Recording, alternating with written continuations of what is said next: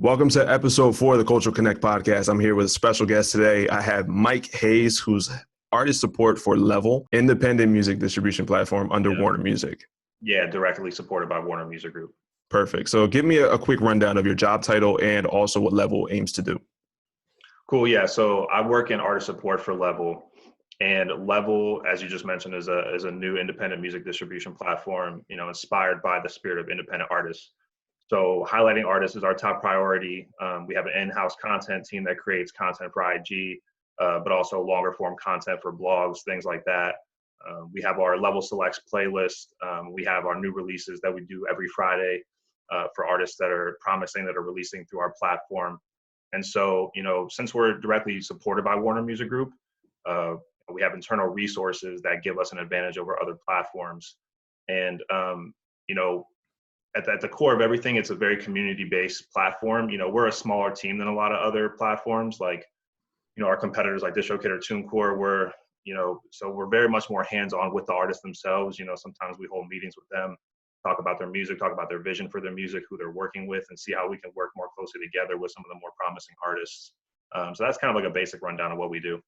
Nice. And then as far as like for artists, is it specifically for artists? Can a producer use your platform as well to, I guess, maybe shop their music around? That's a great question. No, definitely. Yeah. Artists, producers, basically like even spoken word stuff. You can put spoken word stuff. I'm not sure podcasts. We haven't had like full on podcasts through the platform, but yeah, it's a wide range that we cover. So yeah, if you're a producer and you want to put beats out, which is actually something I'm about to do in the near future, you can definitely use our platform. Well, if they do end up doing it for podcasters, you let me know. Yeah, most definitely. You let me know. So tell me how you got started in the industry. Yeah, so pretty much my background, like I've always just loved music. And in my early 20s, I had done a few things in college by that time. I had tried graphic design and kinesiology and just different majors, but it just always wrapped back around to music. So I knew I wanted to be, have a career in the music industry. So I moved from Maryland, where I'm originally from, to Denver and went to the University of Colorado for music business. And then while I was there, I was taking, piano classes, music theory, ear training classes. So I eventually got into making beats, and, I really found a passion in production. And then, so I just started working at different studios in Denver. I had an internship at a big studio in Atlanta, but, with all that, experience on the technical creative side, I still realized that I wanted to have, a career on the business side. I was still very interested in that side of the industry. So, upon graduating, my girlfriend and I were looking at bigger cities to move to. I was looking for more opportunities, just bigger opportunities. Denver is not really a big music business city per se. So we both found jobs in New York City. She found a job in the Bronx in education, and I found Warner, and I've been on the Level team pretty much ever since. Nice. And then let's say there's some kids out there, right? Who want to get into the music industry. Describe the advantage that you think going to school for music business had for you. Yeah, that's a good question. I would say, a lot of the business side of it, they say you want to intern at a record label, like a major, like Warner, Sony, Universal. Most of the time, like I would say 99% of the time, you have to have internship credit for that position. So that's an advantage, because that just helps you get your foot in the door. Whether or not you thrive in that position or even like what you're doing is a different story. But getting your foot in the door at a major, or even some of like the smaller labels like AWOL or Cobalt, stuff like that, they're looking for people that are in college, really dedicated to music business or something music related. And, so that part of it helps. But I'll say also, learning the business, you can find this stuff on YouTube. Of course, there's stuff that's misinformation. There's stuff that's good information. So it's kind of like up to you to find, cut through the bullshit, so to speak. Mm-hmm. But in music business courses at an accredited university, you're really getting a full, well-rounded picture of how the music business runs, from artist management to music publishing to concert promotion, things like that. Right. And I think that this service is it's amazing that you guys have this for artists. A lot of artists, just through the digitalog, when I talk to different artists, they always say that they just want to create. Like, I want to create, I want to create, I want to Right. create. The business is too hard. I don't really understand how I'm supposed to be doing the promotion. I don't know how to get I think the biggest question that we always get is how do I get my music on like playlists or in blogs or editorials? So for you Definitely. guys to offer that to them, now, do you charge them for this or is this like a free service? So that's a good question. So all of the stuff that comes into Level is automatically considered for the editorial programming, for our blogs, for our socials, for playlist pitching. Um, and we don't have like a set criteria for that. It's just kind of stuff that we review, that we see. We check out your socials, we check out your branding, and see if it's a good fit for that. But yeah, we love to work directly with artists on their vision, on their marketing, and kind of just see what they have in mind, and any way that we can help out. We're there for it. And then, Like I said, we have the content team that creates content for the Mhm. platform. So like we'll take press photos from them. We even had this, before quarantine, we had this Level Live series where we were going to different locations on site in a studio and recording performances of our artists. So yeah, we just try to be as well-rounded as possible in pushing their marketing and their promotion campaigns. Mhm. But yeah, it's definitely unique for an independent music distribution platform to be doing that. I know there's not a lot of Right, platforms out there, not to put anybody on blast, but I would say right, the well-known right. platforms aren't doing that. Right. And not to put anybody on blast either, but I think that the more well known platforms aren't necessarily putting the time and effort into the artists. Yeah, And they're definitely. seeing that. You know what I mean? I think it's more so about like just numbers and data and just having, X amount of people subscribing to that service. Whereas it's Yeah, pretty cool. If I were an artist, I definitely would want to go to something that's owned under one of the labels that seems credible to me. You know what I mean? yeah, for sure. Otherwise, I'm distributing my music, yeah, but then what am I doing afterwards? I have to go build my own team. I have to find people that I can trust. I have to pay people for it. You know what I mean? So I think that Yeah. it's a good service that you guys have. Now, if I'm looking to use that service, how are you guys finding me?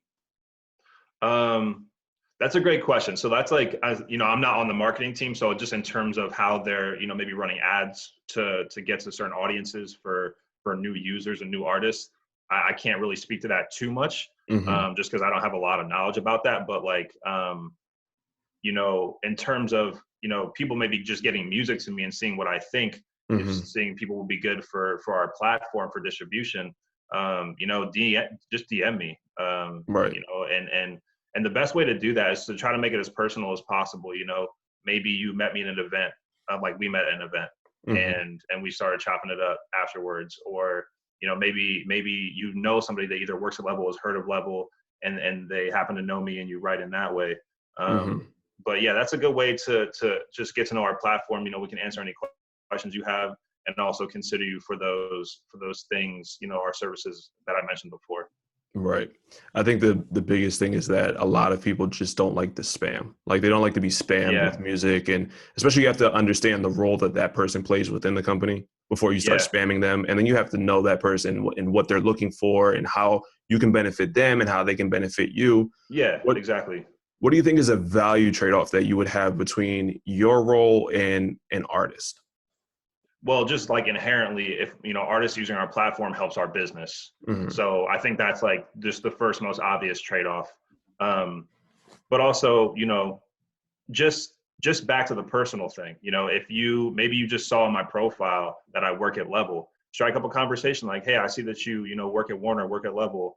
Like, what do you do there? I'm always happy to get into conversations like that, because you never know who you're going to meet that way.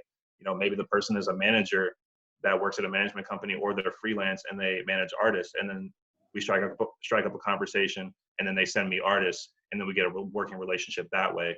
Hmm. Um, I don't know if I kind of deviated from the question a little No, bit, no, but no, no. yeah, And then as far as if like, obviously there are people who are creative and they know that maybe like being a musician is not their thing, or maybe even being a producer is not their thing. hmm For you, give me a background of your day to day, just for someone who might be interested maybe in artist support or just looking to do something similar, either with Level or with a competing company or on their own. yeah. You mean in terms of like someone who wants to work in the industry? Yeah. Yeah. So my day to day typically looks like I log on. Of course, I check emails. So we get emails from ADA, which is the Alternative Distribution Alliance, which it's kind of the umbrella for all independent distribution that goes through Warner Music Group. So, I get stuff from them. I'm getting stuff from, my artist relations A&R guy that we work together on with other artists.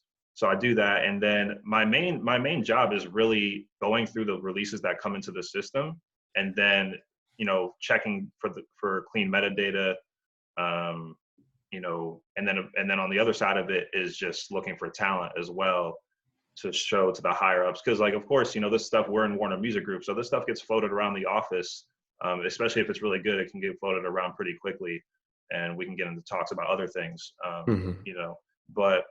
but yeah, I would say, fixing metadata, I'm communicating a lot with my team about, the changes in the metadata can happen often because we abide by the iTunes style guide, which is basically a format, like a guideline that iTunes sets for like all independent music releases that go through major platforms.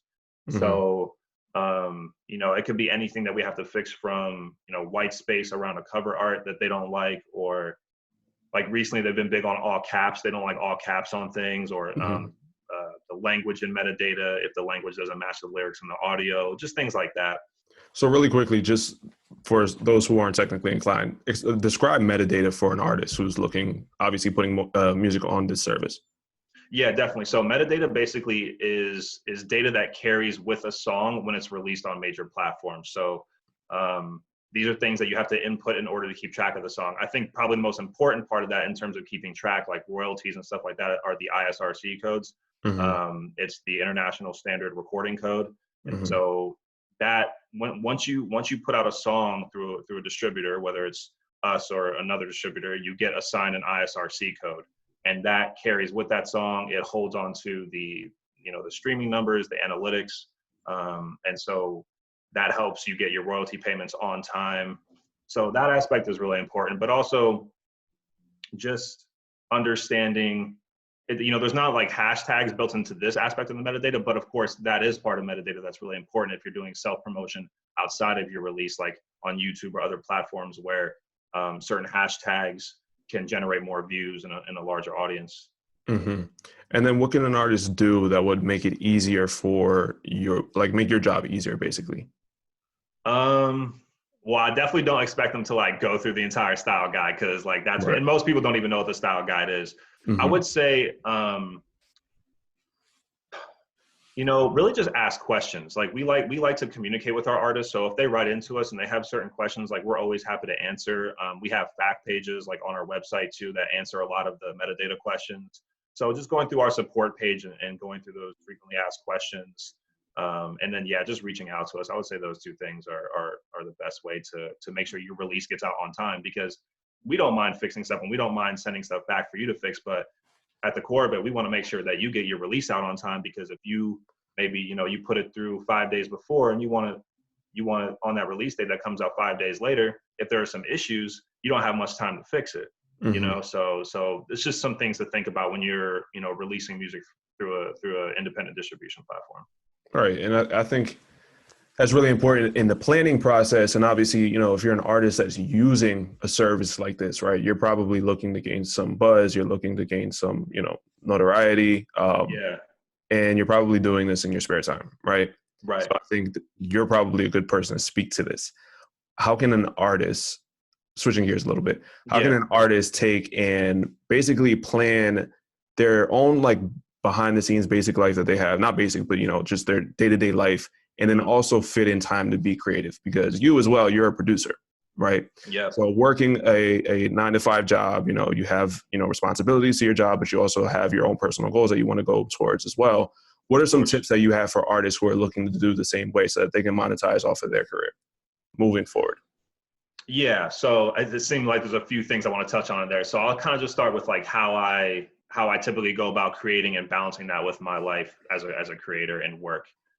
So when I was in New York, right now I'm actually in Michigan because of the quarantine. But when I was in New York and we were going to the office, I would, just to act the routine of going to the train, going back home, and then, getting home and working on beats kept me on task. And then, but since the quarantine, that's changed a little bit. But, with that being said, I'm the kind of person that, whenever I feel it, I have to go do it. If my free time comes up then, and I feel it, I think that's a part that I'm working on. I think a lot of other creators are working on is the discipline, because you don't have to Mm-hmm. create every time. You shouldn't only create when you're inspired, because that can be very sporadic. So I Mm-hmm. think there's that balance of creating when you're inspired versus creating when you're disciplined. Mm-hmm. But I'll shift things if I really feel it. I'll shift things around, things that might come up, and I really feel creative. Maybe I'm supposed to go, to some event that I'm like maybe excited about, but like I'm really feeling creative. I really want to sit down and make music, so then I go do it. I've also not at level, but I have made beats on the job. Just as a disclaimer, that has happened. Right. Um, but but yeah, sorry. What was the second part of that question? It was just about monetizing and stuff. Just a way that let's say if I have a 9 to 5 job, right? Or Yeah. maybe even switching gears a little bit. I have a 9 to 5 job and I'm looking to, obviously I'm an artist or a producer and I'm looking to stay creative, but I also know that I need to have the funds in order to support my own aspirations, right? Yeah. So what kind of ways can I stay productive so that I can still stay on top of my work, but also still push forward with my own creative ventures that I have? Definitely. I would say, like, let's start with the quarantine aspect. So I think like taking walks and getting out of the house is first and foremost. You definitely need to find time to unplug from whatever you're doing, because it's so easy now to be on your phone and just like waste your whole day either on phone or TV or video games. So I think getting out of the house is like really, really important. And then, for me personally, I think it's important. You might have, like, say you have a job that you don't really like. You have to find aspects of your job that you really like. Because I do find that if you're working a really shitty job that you hate, it's really hard to stay motivated in your creative endeavors. So, my job personally keeps me motivated. I really enjoy working with artists. I like helping them out, pretty much any way that we can. And I love finding new artists and just hear what they're doing. And that typically inspires me to make more music. Mm-hmm. So the funny thing about me being motivated by my job is that I was doing my job before I was doing my job. So one aspect of my job is the A&R side, where I'm like looking for new artists, both in level and externally. And I've always been the kind of person, we've talked about this before. We just like to find independent artists. We Mm-hmm. just like to find people who are, what's the new sound? What's the next thing people are doing? And, that keeps me motivated. Right. I'm looking for what people are doing and how the culture is going to be shifting over time. But then back to the more logical side of it to stay motivated is like making lists for the day. I make a lot of lists. I make lists for, anything from bills to work stuff to creative. And then I try to prioritize those lists depending on the day. So most of the days I'm working. So if I have a work day at level, I'm going to prioritize the work there with releases, with emails, and make a list of things that I need to be doing, people I need to be reaching out to, networking with. And then I'll make sure all those things are done and answer by the time I get off, and then the creative stuff can hold like the next priority, basically. Have you, speaking of making lists, because making lists is super important for me. Have you Yeah. ever heard of a book called The 100-Day Goal Journal? No, I haven't. No. All right. This is probably the best book that I've ever bought. Right. Which is crazy because the book has Plug for the podcast. We'll yeah, definitely put no, that in the link. it's great. I am going to put a link for it. It's the best book that I've ever bought myself personally. I'm not telling anybody it'll be the best book that they've ever had, but I think it's genius because this book has maybe 1,000 words total in the entire book. But the Wow. premise of it is that you have a goal that you want to accomplish in 100 days. Okay. So you put that out there. It's like, what's your 100-day goal? And then it breaks it down by 10. So basically 10 days by 10 days by 10 days by 10 days. And what you have to do each day in the journal, you write down what you're grateful for, right? You have to write down your 100-day goal. So it counts it down. So it's like in 98 days, I will, in 86 days, I will, so on and so forth. Underneath that, you have 3 goals that you have to accomplish for the day, right? Underneath that, you have 5 tasks that you'll write down and you check them off when you're done. You say when you start and you say when you finish, right? At the end of the day, you reflect. So what did I do well today? And what could I have improved upon, right? Then you ask yourself, what made my day difficult, right? So then once it's you figure out what made your day difficult, you figure out how will you adjust your schedule or your routine or whatever so that you won't run into that problem again. Wow. And I'm telling you, by the 10th day, you're already seeing that you've made a lot of progress, probably more progress. Like I saw that I made way more progress than I had made maybe in the past 3 months, right? Yeah. On that 10th day, what happens afterwards is then it gives you like this, like a review, and you have to like write down all of it. Like you have to like rate your day, like with numbers, and then you make like little graphs so you can see like where your numbers went up, where it went down. You can check your productivity. You can check and see what happened that like affected this, but by, the time you get to like the 30th day, I mean, you're like knocking out goals. So if you haven't tried that before, definitely try it. If anybody else hasn't tried it, definitely. It's I probably like love that. $17. I bought it from like Barnes and Noble. I think I bought it from. No, But I love that. I'm curious too. Like, so when you're making those goals, especially within those first 10 days, you're making three goals every day. mhm, How are you making sure that your daily goals aren't too ambitious? they have to be realistic, right? Yeah. So in the day, so let's say if today I know that I want to, if my goal, first of all, my 100-day goal has to be something like super, like, I mean, like not super ambitious, but it has to be something that like I'm looking to accomplish and it's going to take Hmm. some time and effort, right? Right. When you break it down into a 10-day goal, because you get 10-day goals as well, that Yep. has Of to be like if I want to build my own personal brand, my 10-day goal is to get my website up, course. right? So in my, 10-day goal, my 1-day goal might be I'm going to write my bio, Okay. or I'm going to buy my domain name, or Mm. I'm going to study, like user experience, or like like web design or something like that. Like I'm going to figure out, I'm going to find somebody who can make the website and create it so that it's optimized for mobile. You know what I Yep. mean? Okay. Cool. And once you break it down in those smaller steps, that's where it makes it a lot easier for people. Like, and I know we're switching gears here, but No, this is when perfect though. when you're trying to achieve a goal, if Yeah. it's a really lofty goal, it's intimidating, right? Definitely. And so if it's intimidating, then you don't do it because it just seems like it's so much. But if you break it down into small pieces, and this is actually useful for anybody, whether you're an artist, whether you're a producer, whether you're in Yep. business, whether you're I mean, even if you're a teacher, you know what I mean? If you break your bigger goals down into smaller goals and you're holding yourself accountable and you're looking back and seeing where did I slip up and how can I fix that moving forward, you'll be a machine. Oh, of course. Yeah, the 100%. accountability aspect is the key here, right? You're especially just even talking within that first 10 days, you're setting a boundary, you're setting a limit of like, okay, this is the overall goal. And then you're fitting in goals, daily goals within that every day that fit within that. You're not saying, okay, well, wait, I got this website, but I want to do this on the side too. You're focusing on that 10-day goal within the framework of the website. And then every day you have your daily goals that work toward that 10-day goal. That's perfect, man. And that's a perfect segue when we're talking about how to making lists and staying accountable. The overall theme of this is accountability. Hmm. You know. Definitely. Definitely. And I think that's something that any creative would need to have. Because Hmm. if you think about it, if you're looking to be an artist, or if you're looking to be, an artist manager or do Hmm. anything in the music industry and you don't have accountability, it's going to be very hard for you. 100%. A Right? hundred If you're not percent. holding yourself accountable for certain things that are lacking, then you'll never have what it takes in order to be successful. Absolutely. You know what I Yeah, and mean? to touch on that even more, what you were asking me about, like the benefit of going to school, school Hmm. does hold you accountable. Yeah. Like you have to have things done on time. You have deadlines. You have, people that you need to collaborate with Right. in order to do group projects. Obviously, tests are something that you have to be very committed to in order to do well. Right. So I think the benefit, not to kind of jump around, but the benefit of school is mainly that aspect and also navigating a bureaucracy, because school is extremely hard. Just the aspect of financial aid, of advising, understanding your degree path, like all that stuff really gets you not only held accountable, but it keeps you in a direction. It keeps you on a path that you can look forward to. You know what I mean? And those things are pretty, like, you look at like financial aid, right? These things are Yeah. like very intimidating. You Yep. don't have enough information and you can kind of shy away from it.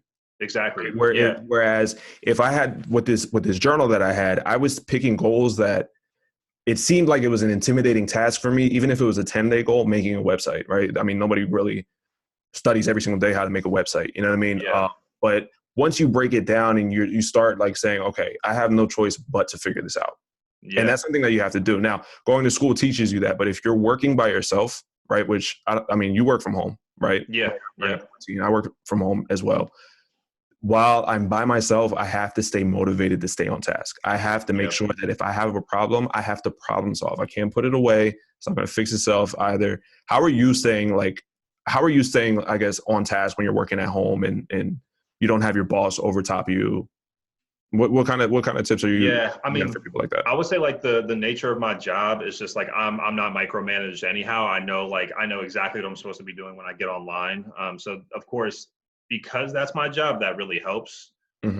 But just kind of back to like the fact that we're in quarantine, I think just getting outside and clearing your mind, finding new music, finding things that motivate you. Like if you're interested in something, even if you feel maybe you feel depressed right now, find something that like some self-help stuff. Then that self-help stuff will get you maybe back interested in some stuff that you were interested in before. Then you find tutorials on those things and you get more interested and you start learning. Recently I picked up on Photoshop more. We were talking about that. Like I've just started making cover arts and for albums, and it's just fun. It felt therapeutic because it was something that I was interested in. I wasn't overthinking it. I wasn't even looking at tutorials. They actually Photoshop, they have their in program tutorials that shows you step by step, and just kind of ran with it, and that really helped me. So just branching outside, if you feel like you're focused so much on one thing, maybe you're a producer like me and you make beats, you're like, damn, I got beat block, I don't want to do this right now. Go focus on something else. Go learn the shortcuts for your program. Go learn about the music business. One of my friends, he's a lawyer, entertainment lawyer, Carl Folks. He just put out this amazing music business guide that has all these amazing resources. We should also put that in the link as well. Shout out to Digital, we were featured in there. Yeah, right. Exactly. Yeah, exactly. Yeah. I remember that. So yeah, I mean, that's an incredible business resource. So maybe learn about that, but just keep the juices moving. Like being stagnant can really put you in a super negative place. So even if it just means getting outside for 15 minutes a day, 30 minutes a day, trying to stay healthy, whether it's your food, your activity.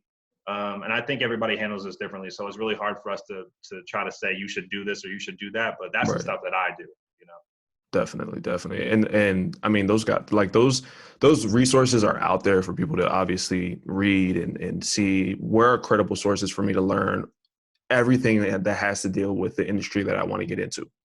Yeah. And I mean, so, I mean, obviously if it's not looking on LinkedIn, it's looking on YouTube and making sure that you're checking, credible sources. It's looking at Forbes even has really great articles and, Music Business Worldwide and so on and so forth. So definitely those are things that you should check out.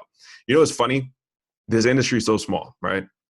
We had an event last year, right? Was it last year in Washington, D.C., okay, for the Digital Law. And we're sitting there, and that's where I met Carl, right? Yep. If anybody who doesn't know, Carl is a attorney, right, for entertainment attorney. And we're talking, and he was like, "Where are you from?" And I said, "Oh, I'm from South Jersey. Where are you from?" He said, "Nah, no way. Where at?" I said, "Well, I'm from Cherry Hill, New Jersey." And he's like, "Get the hell out of here. I'm from Camden." Which Camden is like, I don't know if you ever know anything about New Jersey, like Camden is such a small city where like that's where my parents grew up, right? There's not really like a lot there. So to meet somebody all the way over in DC that was like from the city that where my, all of my family lives, I thought that was so cool. It's crazy how the industry is and how small it is and who you know. And ever since then, I run into him like all the time around South Jersey and whatnot. Yeah, too. And he's in the city too. So that makes sense. Everywhere. Definitely everywhere. Definitely. If anyone's interested in being an attorney, that's somebody that you should definitely just kind of look at. Yeah, of course. And he puts out a lot of great content. Yeah, he does. Yeah, he's super consistent with it too. It's inspiring. Like I wish I was as consistent as him. Now, let me ask you a question. Definitely, I do too. Yeah. The quarantine is, I mean, we've been in the house for probably like 2 months, right?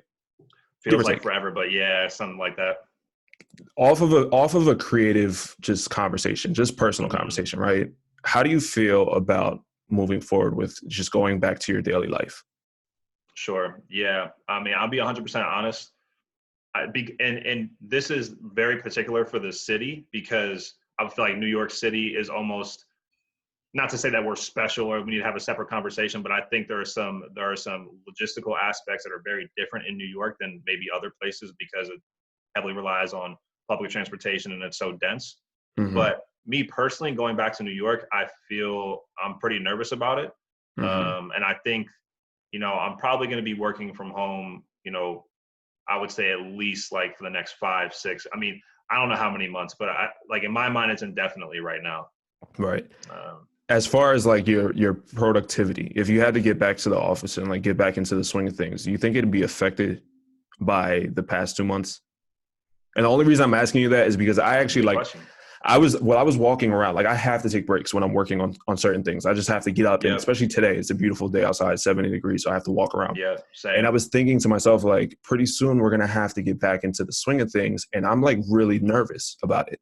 Not really nervous, but like I have some anxiety about it because you don't know, you know what I mean? And so therefore I'm like having this like inner conflict where it's like, I have to get back into my full productive swing, because my full productive swing is like, I mean, it's insane, honestly. Like I don't take breaks. I work like hours and hours and hours. But Right. it's hard now because I'm so used to being confined in my house and being Yep. so comfortable in my house and being so I guess like secluded from everything outside life. I know we made a bunch of jokes like on social media and stuff like where once Yeah. this is done, we're gonna go to the beach and we're gonna go to parties. And Yeah. Yeah. I don't think I want to do that, Right. honestly. And so Yeah. I've been trying to think of ways that I can get myself back into a productive swing once I get back to work and into the office. Have you thought about that at all?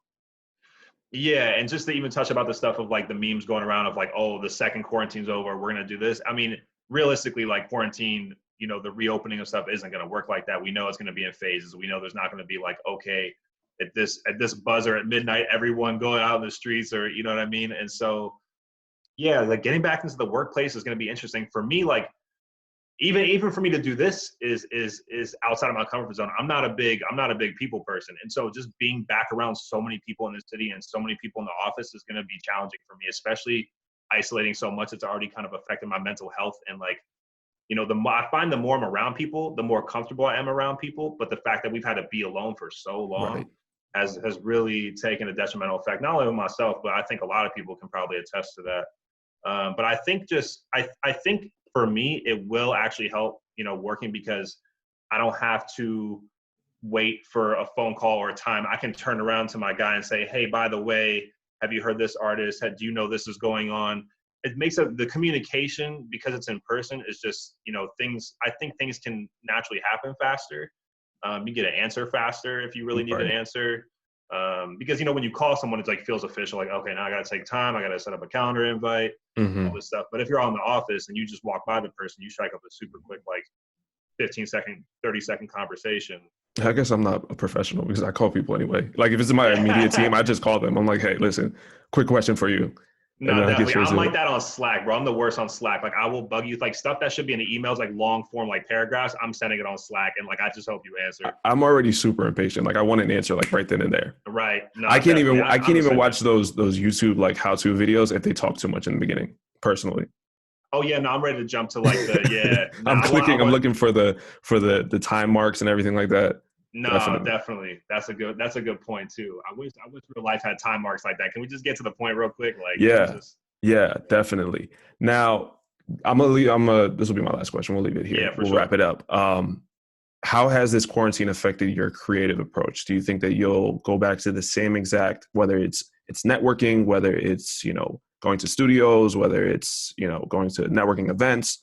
Is it going to affect it in the future, or do you think that you'll get right back into the full swing?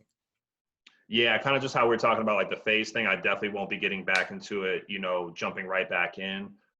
Just in terms of networking, like it's been really good recently, just because like I think people are a lot more willing to do those like casual one-on-one, either it's informational interviews or just getting to know each other, because it's easy. You don't have to dress up. You don't have to make an appointment to be at this restaurant or this coffee shop. You can just easily do it from home. One tip that this guy gave me recently at Warner that I just networked with, he said at the end of every meeting, whether it's an acquaintance, an informational interview, someone you met at an event, you ask them, based on our conversation, is there anybody else that you would recommend I connect with? And so that way you're creating kind of a thread of different connections that all That's ties a great back, question. right? Like I thought That's that a was great like question. that. Yeah, that made me think like, wow, I can create, and all those people down the line know each other. Hmm. So it's like they can, vouch for the person you are, at least just from meeting you, your likability, maybe your skills if you talk about that. But that just creates a web from one person out, and then you can just start meeting more people from there. Yeah. So that's one aspect I took away from that one meeting. I thought that was really great. But sorry, can we get back to the question? But so I was just saying basically like, are you going to have the same approach in networking and meeting new people moving forward? and creative wise too. Yeah. Yeah. I'd like to. I really like. I just think obviously, especially in the music business or anything entertainment or marketing, in person stuff is preferable. Hmm. The music business is a people business, Right. and that's something I'm really looking forward to. But I do think it's going to happen in small phases. I don't think especially when they first open up, even the ability to make events like that, it's going to be limited to a certain amount of people. Right. Um, So in that way, like it'll change my approach, because I'll probably do a hybrid of, I'm meeting people online, I'm having these one-on-ones on Zoom, but then I'm also trying to go to these events like where maybe it feels safe. But then again, like I said, that all depends on how I feel back in the city. I Right. think that's good. That's the first and foremost thing. If I feel comfortable enough in the city, then I'll feel comfortable enough like going to those events that they Right. limit the capacity. See, I know for us, we're not looking to do anything probably until next year. Yeah, And that's that's where just I'm the at too. reality of it, is that we're Yeah. gonna have to do that. Now, I mean, obviously we've had a lot of success. I mean, pivoting towards this whole digital landscape that we have now, which I'm Mhm. super grateful for. But I mean, myself too, I would just think of, once all of this is over, getting out and getting in front of a bunch of people is going to be kind of like, It's weird, right? as a country, I feel like we're going to have PTSD. And I said this before, even all Yep. this happened. I mean, as a country, even when I go to the supermarket, or I just went to Target today, I mean, just being around people is just like, you think, just like, can you please step back just like 2 steps? Like, Yeah, I don't chill want out. you, I don't Yeah. want you like in my, you know what I mean? And that's just how we're going to be. Hopefully it makes, Yeah. you know, hopefully we're compassionate towards each other, obviously, but Yeah. we'll see. I think I just got the new topic for the next post I'll put up, which would be some steps to help people mentally prepare for getting back out there in life. I think Yeah, I'll research that definitely. some Because more. especially, because some people, we're talking about, oh, we're not going to be going back for a year, but some people are the next step from essential workers, and they should be Right. going back soon. Like I Maybe said, this month, yeah, like I said, that my mom is going back on the 18th of May. You know and what I that's mean? confirmed for her. Like that's That's for sure. confirmed. Yeah, like they have to Wow. be in the office, and I mean, obviously, I'm still gonna stay, you know, home and just do everything online. But I mean, Yep. yeah, I don't know. I mean, summer's coming up. I honestly think the whole push is just for, I mean, this is a huge time for America. Like, Yeah. you have Memorial Day, then you have 4th of July, then you have Labor Day. Yep. Those 3 holidays right there are super big, and Yeah. generate so much revenue for a lot of businesses. And I think And that's just what it's summer in about. general too, like just summer, like vacations, Exactly. people visiting the U.S. or wanting to, or just people within the Or, U.S. wanting to go to beaches. or even Uh, traveling to Europe and so on and so yeah. forth. I mean, could you imagine if this happened during Christmas? No. That would be nuts. I also thought about like, what would this be like if this happened back in like the 90s or Yeah. like the 80s? Like, I wonder how different it would be, just in terms of, would people abide by the regulations more, by the advice more, because media was more streamlined, it was more linear. Now Right. you can get it's like media is like everywhere. Right. So Exactly. would people listen more? Would they I think they probably would. I couldn't imagine going through this as a kid. No, Honestly, because you just couldn't as connect with people. Now you're fully isolated. right. I mean, and you just don't fully understand the whole, like, the ramifications of everything. I mean, like, as a Yeah. kid, like, if you just want to go outside, you're obviously gonna argue with your parents about it, or Yep. you're gonna grump around and whatnot. I Yeah. I don't know. I mean, as a kid, I went through 9/11, but I mean, Same. Yeah. which Well, I was wasn't in the city, but yeah. right. I mean, I grew up in South Jersey, like I said, so 9/11 was obviously. I knew some kids that had parents that were affected by it. Yeah. But I mean, that was when this happened. I felt bad saying, I was like, wow, this reminds me of like when 9/11 happened. And now it's like, I mean, we Now, lost, don't feel bad about that. but now, I mean, obviously now Yeah. No. I don't want to compare, but it's just as bad. I mean, it's a life-changing thing. Yeah. And I, There's just and like I, globally, there's a post 9/11, there's a post coronavirus world. right, exactly. And I'm thinking about what that is, because the post 9/11 world was going through metal detectors and at the airports and at sports games. And, obviously, the downside of it was racially profiling and profiling people that were just in your space. And hopefully that doesn't happen now. But I mean, you just think of what the world will be after this and how we weren't prepared. And now I'm thinking, what do we need to prepare for next? Is it global warming? Is it, who knows? Yeah. I'm kind of Um, hoping this, like, I feel like every one of these moments, it's so funny that it has to happen in hindsight, where like, obviously, you know, 9/11 wasn't the first time someone hijacked an airplane and threatened to do something with it. But like, of right, course, we didn't do anything then. We waited until something actually super devastating happened, and then we started implementing it. right, I think that's just how humans operate on a mass scale. And yeah, I'm kind of hoping, like, do we learn? There's a lot of lessons to be learned from this, both on the right. government level, on the personal level, and I'm just hoping that all those lessons get learned. On a personal level, that's how I try to approach problem solving, is that I try Mm, to think of what's something that I'm like totally scared of happening and how can I hmm. prepare for it right now? Right, And that's, right. and I got that like really came into play once I had that journal that I told you about. But I mean, for creatives, if you think about stuff like this, I mean, if there's something that's like you think this is the worst possible thing that could ever happen to me, Hmm. start preparing for it right now. Right. Not just creatives, Exactly. politicians, Right. You teachers, should be parents, prepared. business owners. You should be prepared for anything that you think this terrifies me. Yeah, That way, you have a absolutely. plan already in place. And if you don't have a plan, you have something so that you can kind of modify it and move forward with it. Yeah, you have a next step that you could at least start to, maybe you don't have three next steps of like the entire plan, but you have a Right. next step that you can say, okay, if this happens, I can start here and then I can go from there. You know what I mean? Exactly. But it should be on the forefront of your mind, from time to time. Exactly. Mike, thank you so much for taking the time to do this. Of course. Definitely, I think, we have a lot of knowledge to share with people. Once they let us outside and once I finally get, man up and approach going back to New York City, we'll link up. And we have a lot of Definitely. stuff planned for next year too, with the Digilog and whatnot.